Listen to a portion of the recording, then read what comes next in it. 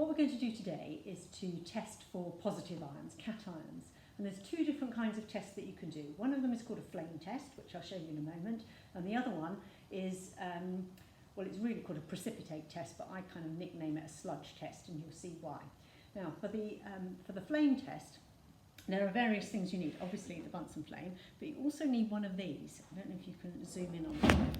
Okay. Now, this thing here is a wire that's made of a nickel and chromium combination, so we call it a nichrome wire.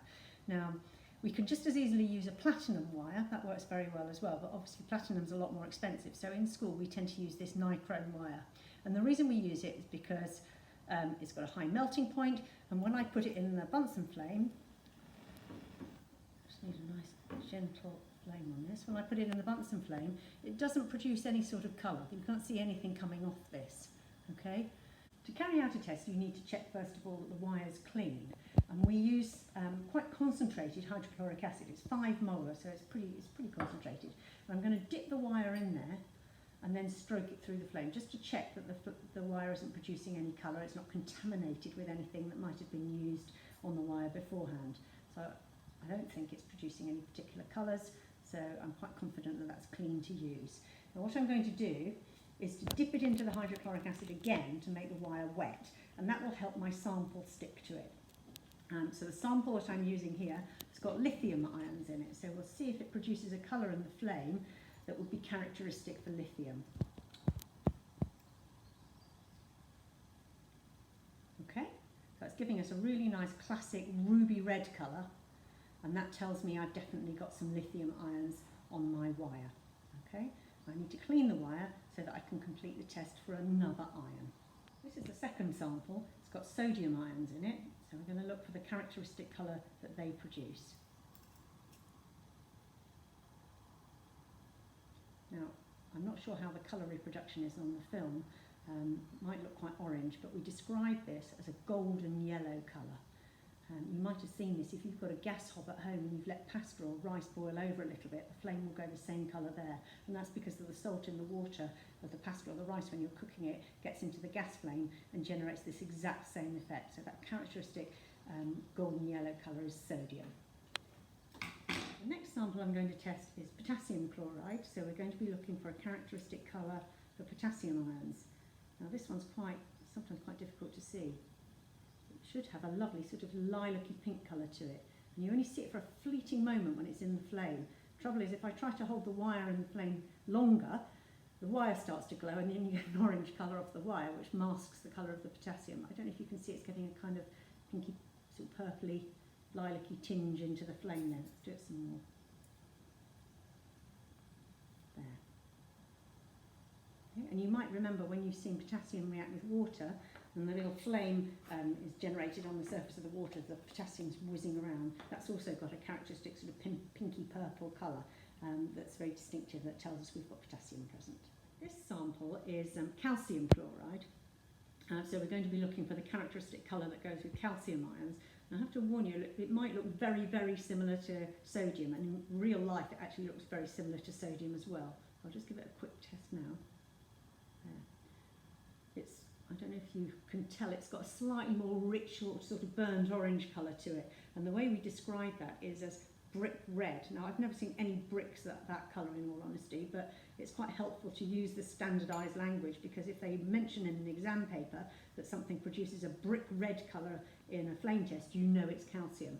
So I don't know if you can see, it's got a sort of a more reddish tone to it than the sodium had. Now this one I don't actually think is on your exam specification, but it's quite nice to put it in because it's another group 2 metal.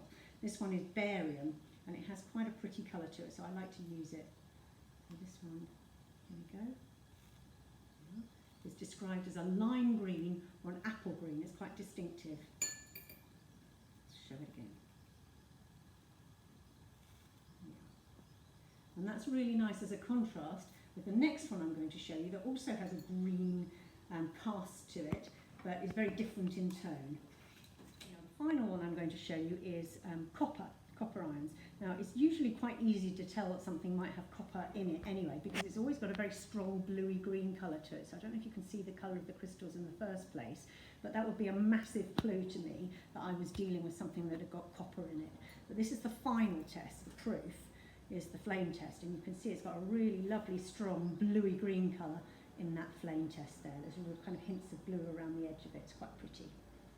Okay.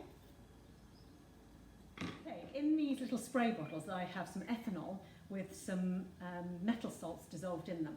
Now what I'm going to do is to squirt them into the Bunsen flame, and the ethanol should ignite and the metal salt should produce its characteristic colour. So I'm going to do that, and I hope that you'll be able to deduce what the metal ion is that's dissolved in there from the colour that we observe in the Bunsen flame. So this is the first one.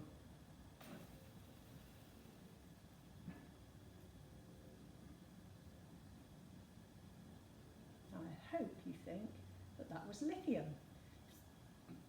And this is the second one. This one hasn't dissolved very well, so we might not see the colour very much. And also the nozzle on the bottle doesn't seem to be squirting very well. I'll give it a try. I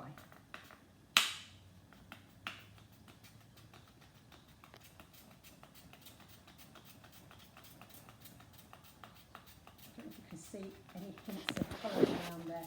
It's supposed to have a slightly pinky lilac colour to it. I'm not convinced it's working brilliantly. You might be able to see it. That one's potassium. Let's try the next one.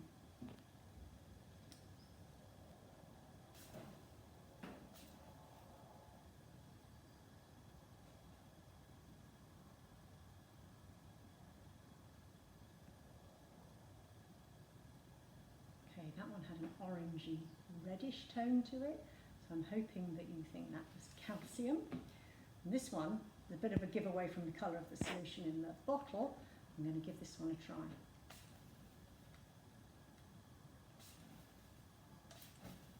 Now my daughter thinks this looks like a spell that's been cast by Voldemort, but you might have your own interpretation of that.